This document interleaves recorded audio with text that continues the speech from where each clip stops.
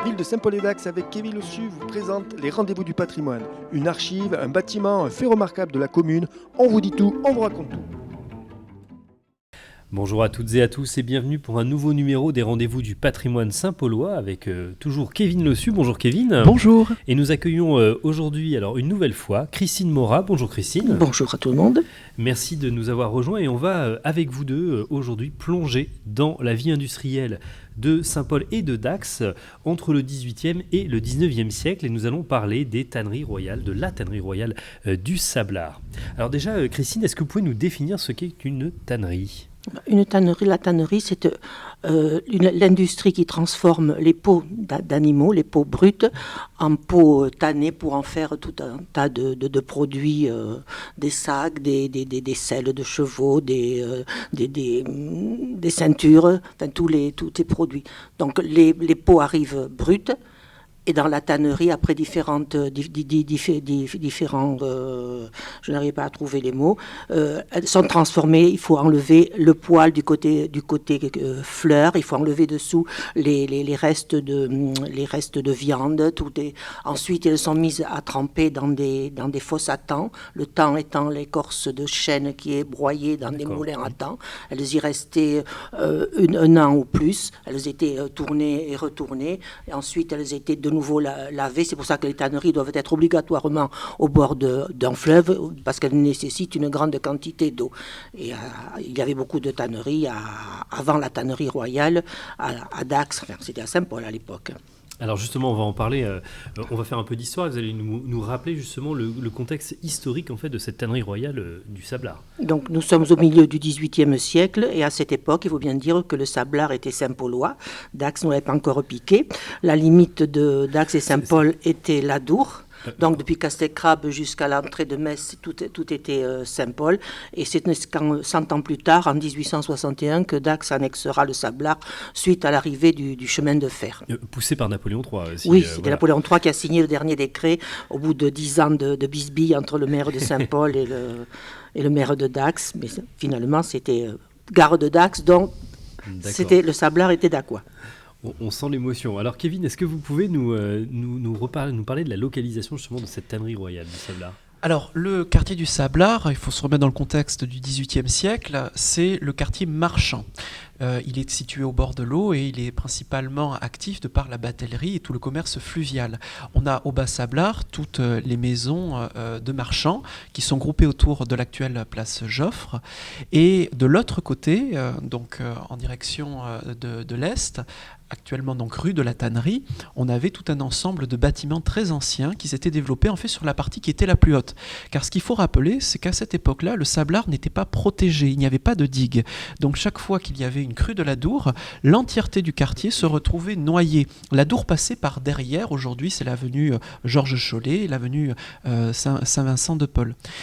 Or, il va falloir attendre au XVIIIe siècle que le pouvoir royal crée l'avenue Saint-Vincent-de-Paul, donc qui est surhaussée, cette rue principale qui est au-dessus du niveau de l'eau, pour pouvoir permettre d'accéder à la ville, en tout cas faire le lien entre Saint-Paul et Dax, en étant hors d'eau et en toute période de l'année.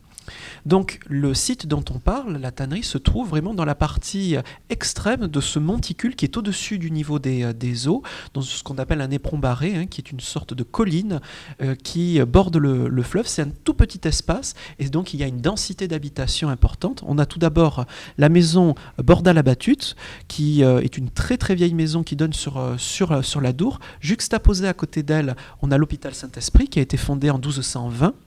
Alors pour les anciens, ça va parler puisque c'est là que se trouvait dans ces deux bâtiments, il y avait l'ancienne auto-école Binquet, il y avait aussi un imprimeur et puis tout à côté, c'est aussi l'auberge du Cheval Blanc pour les anciens, et tout à côté on a la manufacture de plumes Castex. Et donc la tannerie dont on va parler, elle se situe dans la continuité de ces bâtiments, justement là où se trouve la manufacture de plumes aujourd'hui Castex. Il ne reste plus qu'un bâtiment, comme on va le voir. Une dernière chose qu'il faut ajouter, il y avait 2 chapelles dans ce tout petit îlot. Alors la chapelle Saint-Esprit qui dépendait de l'hôpital. Il y a la deuxième chapelle qui était celle du bout du pont, au niveau de la place Joffre, qui existe encore dans un bâtiment. Et donc il y avait, qui dit chapelle, dit aussi un cimetière. Tout ça a été détruit, a été enlevé. Aujourd'hui, on est précisément à l'angle de la rue de la Tannerie et de l'avenue Saint-Vincent-de-Paul. Alors justement, donc vous nous avez parlé de la localité, Kevin. Pardon. Christine, est-ce que vous pouvez nous parler justement du terrain et de l'histoire de l'achat de ce terrain justement pour installer la tannerie? Eh bien, c'est la paroisse de Saint-Paul qui, en 1746, a cédé au marquis de Pauillanes, c'était le gouverneur de Dax. À Dax, il y avait un maire, mais il y avait le gouverneur au château fort, qui lui a donc cédé un terrain inculte au levant, à l'est du Sablard. Alors, il l'a payé 7 livres 50 sols, vous voyez, c'est 3 francs 6 sous, afin d'y établir une tannerie. Et il est à noter quand même que déjà la ville de Dax l'avait inscrit au rôle de ses impositions. On voit déjà que Dax avait des envies d'expansion. Ils avaient déjà préparé le terrain. Oui, tout à fait. Alors pourquoi cet endroit? Bien, pourquoi cet endroit? Il y avait déjà une tannerie là, qui apparaît sur le plan général de la ville de Dax de 1661. Et dans les registres paroissiaux de Saint-Paul, on note la naissance d'un certain Bernard Ducasse à la tannerie du Sablard en 1687. Et un peu plus tard, en 1703, celle d'Étiennette de Haran à la maison du tanneur. Et cette tannerie était obligatoirement située au bord de la Dour, compte tenu de la quantité d'eau qu'il fallait pour la faire fonctionner. Et elle apparaît, la maison, c'est une maison haute, qui veut dire, parce qu'il fallait faire sécher les pots, donc il fallait que et la maison était perpendiculaire à la Dour, parce que le vent venait ouest-est. Et c'est ces maisons hautes qui prouvent que c'était là, donc la tannerie. Une tannerie. Donc un emplacement idéalement situé. Oui, tout à fait. Et alors, pourquoi une tannerie royale? Vous avez parlé de tannerie, mais pourquoi on parle de tannerie royale? Parce que le marquis de Pauillanes a donc demandé, donc il a acheté en 1746, et en 1753, il voulait que sa tannerie porte le nom de tannerie royale, parce que le roi, qui était donc Louis XIV, il accordait aux ouvriers tanneurs et aux propriétaires des faveurs fiscales ou corporatistes, c'est-à-dire que les tanneurs étaient dispensés du logement des gens de guerre, comme à cette époque, il y en avait beaucoup qui passaient par le château fort. Ils étaient dispensés du guet, des gardes et des corvées, parce que les services municipaux n'existaient pas à cette époque. Et aussi, ils étaient exempts de charges pendant 25 ans, ce qui était très bien. Et pour les tanneurs, pour les propriétaires, les cuirs verts, c'est-à-dire on appelait les cuirs verts les peaux brutes qui arrivaient de Bayonne par la Dour, puisqu'on en importait, ou bien des pays du Labour, et ils ne payaient pas les droits de coutume, c'est-à-dire les droits de douane. Et de même, quand les cuirs étaient tannés et qu'ils repartaient, ils étaient exempts de tout droit et la circulation, comme l'a dit Kevin, se faisait essentiellement, la circulation des marchandises se faisait par la Dour. C'est un statut quand même très privilégié, mais au regard du travail et de la difficulté, la pénibilité dans laquelle travaillaient les ouvriers de la tannerie aussi. Avec une fiscalité avantageuse. Oui. Alors, qui étaient les propriétaires de cette tannerie royale? Donc, c'était le marquis de Pauillanes en 1753, et il avait fallu investir 240 000 livres, nous dit-on. Et lui était le principal actionnaire, puisqu'il avait mis là-dedans 172 livres, et il avait quelques associés. 172 000 livres, oui. Plusieurs associés qui étaient regroupés en société, et ils avaient fait un emprunt, il avait fait un emprunt de 100 000 livres, et l'intendant des finances de l'époque, qui était un monsieur Truden, lui avait dit que pour quelqu'un de sa notoriété, ça faisait mauvais effet de faire un emprunt, donc il aurait fallu peut-être le mettre sous un autre nom, fermons la parenthèse. Et cette tannerie était très importante, puisqu'elle était plus importante que celle de Bayonne, et elle générait, donc il y avait beaucoup de travailleurs, d'ouvriers, dirons-nous, et elle a fonctionné jusqu'en 1770. Alors justement, qu'est-ce qui s'est passé en 1770? Eh bien, comme l'a dit Kevin, c'est la Dour qui a fait des siennes une nouvelle fois, et au mois d'avril, donc la Dour a débordé, une crue très importante qui a emporté le pont de Pierre, qui a emporté tous les ponts depuis Saint-Sevé jusqu'à Bayonne.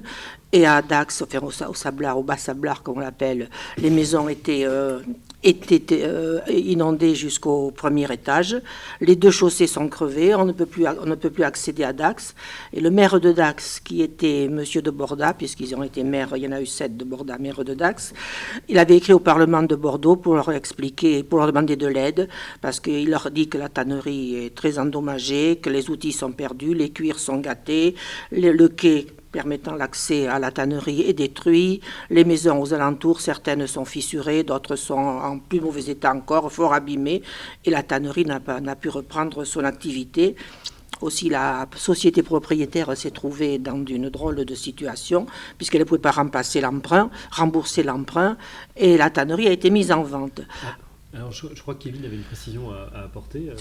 Oui, à ce sujet-là, pour qu'on comprenne effectivement l'importance de cette crue, il faut juste se resituer d'après les textes que l'on nous raconte jusqu'où elle est montée. On a en souvenir la crue de 1952, on a des photos qui nous permettent de voir l'Adour qui est montée au moins jusqu'à l'Atrium.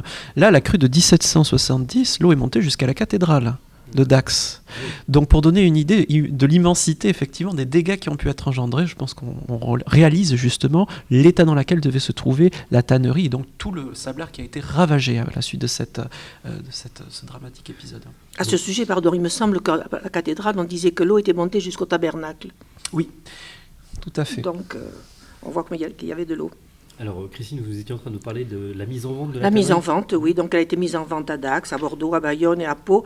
Et déjà, on connaissait la communication parce qu'on l'a décrite sous une description très avenante, très détaillée. Il y avait un enclos, des bâtiments, puisqu'il y en avait 9 en tout, un jardin, un pré. Il y avait une centaine de mûriers avec un atelier pour la soie, mais elle n'a pas retrouvé preneur.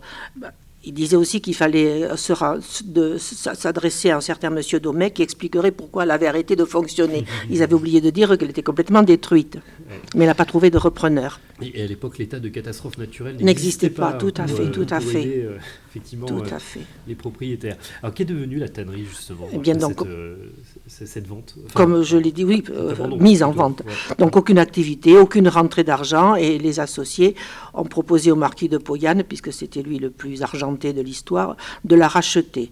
Donc, il a fait expertiser, et il l'a rachetée pour la somme de 40 264 livres, à comparer avec les 240 000 du départ. Mais la tannerie n'a pas repris son activité. Et alors là, nous approchons de la Révolution et le marquis de Pauillanes est décédé en 1784. Et son unique héritière, sa petite-fille, Maxime de Sully, et entre parenthèses, je dis que Maxime de Sully, donc le père de cette gamine, n'était autre que le descendant de Sully, le ministre d'Henri IV, labourage et pâturage. On referme la parenthèse. Bon, elle est orpheline, elle est âgée de 10 ans, elle est immensément riche parce qu'elle hérite de ses deux grands-pères. Et elle a pour tuteur le duc de Béthune-Charros. Elle épousera son fils quelques années plus tard. La Révolution arrive. Elle est emprisonnée pendant 1 an dans le nord de la France et son mari, qui n'avait que 24 ans, est guillotiné. Alors à l'époque, donc, les nombreuses propriétés sont mises sous séquestre et vendues comme biens nationaux. Et à sa libération, elle a réussi à prouver que son mari n'était pas émigré, mais puisqu'il avait été guillotiné. Donc elle est revenue pas en possession de ses biens, mais on le lui a remboursé, à peu près 1 million. Et la tannerie royale a donc fait partie des biens qui ont été vendus. Elle a été partagée en 3 lots. Et c'est un certain, ils ne sont pas précipités, mais un certain Nicolas Fleury, qui était marchand à la Teste de Bûche et qui est devenu propriétaire. La tannerie n'a pas repris, elle a été transformée donc en magasin, en entrepôt, afin de participer au commerce qui était très important sur l'Adour. Ils ont exploité l'Adour. Hein. Oui, oui. Et comme l'a dit Kevin, bon, c'est la manufacture de Castès, Plume et Duvet, qui est implantée à cet endroit. Et je signale que quand on passe, par la rue de la Tannerie, on voit la maison dont a parlé Kevin, qui est une maison, le mur est arrondi et on voit les pierres qui doivent dater de cette époque, qui rappellent aussi l'existence de la tannerie. Oui, une curieuse maison qui a un grand intérêt patrimonial d'ailleurs, hein, là encore sa couverture du XVIIIe siècle avec ses toits, ses tuiles justement Picon. C'est une curiosité, on voit d'ailleurs, on la repère parce qu'elle déborde sur la rue, c'est d'ailleurs le dernier bâtiment qui subsiste. Elle semble un petit peu perdue parce que dans les années 70, il y a eu ce grand projet d'aménagement du Sablard qui a vu la création de l'immeuble des Rives de l'Adour, cette très grande résidence qui est située donc, comme le dit son nom, sur les berges et qui a rasé finalement tous les bâtiments qui se trouvaient là, excepté ce petit moignon qui subsiste et qui rappelle encore ce passé-là. À noter que donc également dans cette localité, c'est aussi le déménageur du Verger, dont l'agence est encore bien connue aujourd'hui, qui avait juste à côté de ce bâtiment, dans une cour qui appartenait à la tannerie royale, eh bien une remise de ces attelages et de ces véhicules. Donc c'est un endroit qui est attaché aussi bien à des familles dacquoises que saint-pauloises. Ça reste encore aujourd'hui dans la mémoire. Eh bien Christine, Kevin, merci beaucoup pour toutes ces précisions et pour toutes ces informations. Toutes mes excuses pour effectivement la voix un peu cassée et éraillée aujourd'hui pour ce podcast. On espère que cette émission vous a intéressé. Comme d'habitude, n'hésitez pas à partager, à commenter, à liker. Et on se dit à très bientôt pour un nouveau rendez-vous du patrimoine saint-paulois.